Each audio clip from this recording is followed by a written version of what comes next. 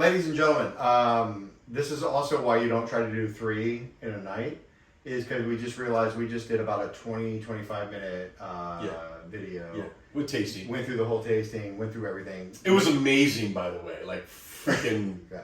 It's the best we've ever done. Yeah, I mean, I wish you would have seen it. And then realized that somehow the phone was not on or running. So this is what happens, and this is why sometimes we're a little behind.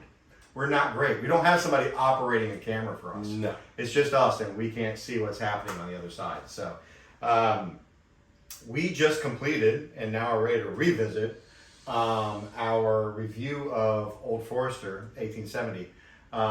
Very early in the last video, we realized that we had a comparison that you called me whom? Well, we decided that he is Johnny Carson and I'm Ed McMahon. Yeah, we had an argumentative beginning to the last review, which I think might be recorded. We might have a bit. If I can edit it in, I will. We'll see what we can do about that. It was quite funny. At the end of it, I recognized the comparison, and then I said, then know your effing place and be correct. Man, you know? Something along those lines. We have definitely been through a few bourbons tonight. We have. And we are now back to a bourbon we just finished. But we're excited about Old Forester because this is the first time that we have combined Fox and Pheasant and the Society pours to reflect the same distiller. Yeah. And we do that because I think that there is an amazing breadth of product that they provide. There's a huge history. There's a lot of options for you to buy from Old Forester. And we actually uncovered a really great idea. We did. We'll introduce to you for the first time, or the second time, depending on if you didn't get to see the last video. Yeah. So which you never will. Really cool history that we kind of talk about, like the who's and whats are in your actual tasting notes. From 1870, lots of firsts from Old Forester. So I think we covered 3 firsts. So one, they were the first to bottle bourbon. Correct. They were the first to double barrel. Yeah, so the first to take their juice out of one barrel, put it back into another barrel for additional flavors and layers. And then the first to do a single barrel bottled and bond. After the bottle and bond. First to do after the bottle and bond. Yeah. Correct. So, which is cool because it's a huge part of what they're doing now. Yeah. It aligns. And we'll get into that a little bit, and that also aligns with what we're doing for the Fox and Pheasant. Correct. So we started and we decided to go what's really cool about Old Forester is they are coming out with a lot of specific whiskeys for an era of when they were distilling. And their very first is the original batch back to 1870. So that's what we're starting you with, is an 1870 original recipe version of what they do. They also have 1910, 1920. We want to say 1930. I think we're making that last part. We might be making that one up. But it might be there. There is another one. There is another one. And then you start getting... there's Statesman. And and then a lot of aligned... They're 100 proof. And the single barrel program right now is a huge part of what they are aligning themselves to do now. I will say, super excited for, if you like this profile, and this is the whole point of what we did, if you like this profile as a society member, now you've got this whole arc of whiskeys you can go try, explore, and taste with your friends, side by side, almost like a vertical tasting. Right? That are affordable.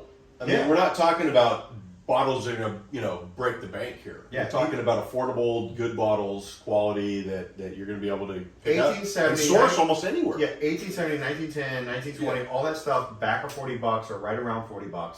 So really, maybe 1925 or 24. Might be one of those. It doesn't matter. But here we go. Yeah. But you can get 4 or 5 bottles for under $200. Yeah. And do like a vertical tasting of the way whiskey was being made in America. At those points in history, the beginning of whiskey making, all the way through pre-prohibition, middle of prohibition, and there's very few whiskey brands that you can say that about. True. I mean, actually, Old Forester may be the only brand that you could actually do this kind of level Yeah. of historical tasting throughout the years through some very significant times in our history, which is near and dear to us as the American Whiskey Preservation Society, because it's that history aspect that we're Yeah. both into. So this is an opportunity for you to kind of go through that and taste all these different bourbons from different times. Because they've been making whiskey that whole time, they have the recipes. Yeah. So they're reintroducing them in And modern it's not a brand that went away for a period of time and then somebody bought the copyrights to the brand. This is a brand that has been there since day one and has continued throughout history. And I don't know if we can say that about too many No. distilleries either. There's only a handful of those distilleries that are still around. So what they do with 1870 is the same way that the original distiller did back in the day. Garvin Brown, I think was his name. Yeah. Is that he would take whiskey from 3 different warehouses and blend those together to ensure that he was getting like some different profiles from the different weathering and everything else that happens during the aging process. And creating a consistent but kind of dynamic profile. So 1870, they do the exact same thing. And at this point, it's a minimally filtered whiskey, but brought back down to about, this is guys a true 90 proof, which is that sweet spot of everything. I want to tease this just for the society members, because if you like Old Forester, which I think you will, it's a very traditional but palatable profile for whiskey. You turn around and now they have this barrel program where they're offering barrel proofs and single barrels, and like that's a big part of what they're doing now. Birthday bourbon that honors the original birthday of the original distiller, George Garvin. It is something where, the difference between being able to make something that's kind of a large batch produce something like this. A single barrel program for Old Forester is going to yield you just somewhere in the neighborhood of just under 200 bottles for that barrel. So when this guy was chosen, this was an actual old Empress Tavern guy that I got. There's like 200 bottles in existence. That's all that exists. So you get one of these guys, and they can hold their value extraordinarily well for a single barrel program. This guy is absolutely phenomenal. The guy who actually used to run their bourbon program and whiskey program, I think has a very similar profile to ours. Absolutely, oh my God, absolutely amazing from a profile standpoint. But then you get into what we're actually offering. We're super lucky that we were able to get our hands on multiple bottles of this guy, because in a barrel proof single barrel program for them, you're talking about less than 160 bottles per barrel. So there's less than 160 bottles of this specific whiskey in existence, and we have 4. It's about an $80 bottle that's probably going upwards of $300. $300 now. Yeah. And this is what This is what the Fox and Pheasant Club membership is getting. So you're talking about it's a very exclusive bottle you ain't gonna get anywhere else. Yeah, and it's crazy good. It is So this is the cool thing about Old Forester, because of this program and because they have this like tiered system of their historical whiskeys, you can really learn about how whiskey making has changed even within its own distillery over the years in American history. So really cool historical part. It's a long overdue pour, I think, for us. For sure. And we've already done this tasting once, and we're gonna have to do it again. Did you finish? Well, I unfortunately finished mine, so I'll just take a small amount because I can recite it for you. So our 6 tastings of the night are now going to 7. Yeah. So this guy, we've already done this once. Really opens up with some clove, citrus, honeysuckle. It's got baking spices throughout, but it's got a soft finish on the nose. It absolutely does. So instead of going hardcore like vanilla caramel tobacco, I think it's got a sweet floral. Really I think nice. last video that you guys didn't capture, you said marshmallow. I said marshmallow, although now I'm not getting marshmallow. Yeah. Got that in the first video. Yeah. Actually, I take that back. I am getting marshmallow. It's a pure sugary sweetness. It's a sugary sweetness. I get it Yeah. softly. So when I say honeysuckle, it's like a sugary floral kind of finish. So that's what I get. You turn back around with the tasting notes. What were you gonna say? I was gonna say that I'm getting a Lucky Charms kind of marshmallow, Really? kind of cereal Okay. thing from it right now, which I just started laughing in my head because my kids love that cereal. So I've smelt a lot of it, You smelt it. and I smelt it. Yes. By the way, with smelting. I'm Not so to be confused glad. with smelting. I'm so glad that on the last video we lost it because we both made up words. Oh my gosh! Well, I do that quite often. Yeah. But- So More so in the last video. yeah. But no. So as we get into the tasting, you get those baking spices again. There is like this clove, cinnamony beginning. Takes you into some citrus again. The shortbread is what we both agreed on. Definitely got the shortbread. Yeah. Is like this this. kind of a biscuit kind of. Yeah. Biscuity, shortbread, buttery kind of middle body. Finish is going to take you back to that cinnamon, nutmeg, a little bit of a light toasted oak. It's just pleasant. Yeah. Like if I think about this guy, I think it's just super pleasant to drink. Yeah. You could drink it neat. You could drink it on ice. You could put it in a cocktail, and it's affordable. Well, again, that's the secret recipe to Society Pours for the most part.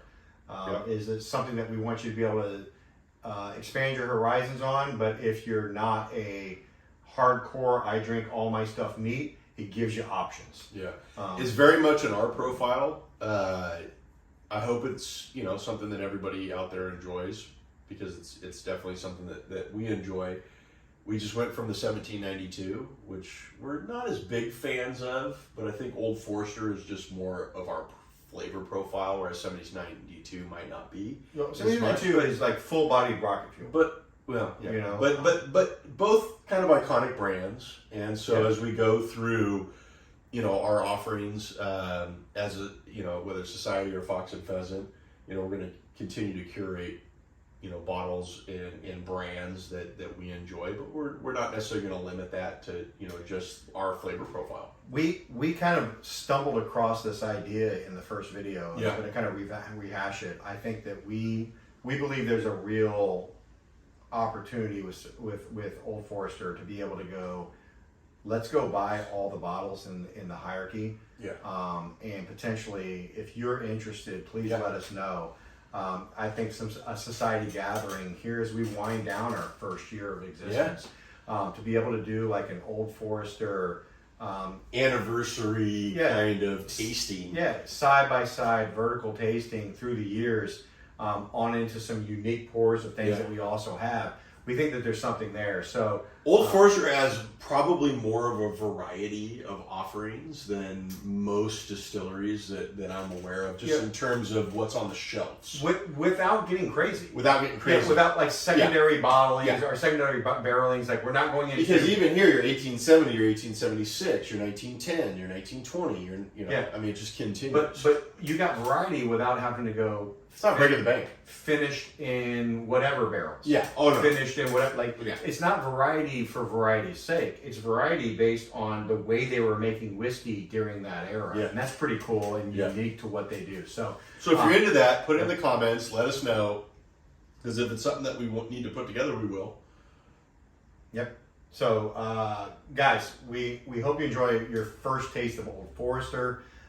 If you do like it, know that there's a lot of places to go from here with Old Forester that are within your budget, within your realm, and available. Yeah. Super cool. We appreciate it. Sorry that we had to come back and do this a second time. You didn't know that. We do, so we're Yeah. feeling it. Although third time's a charm. Yeah.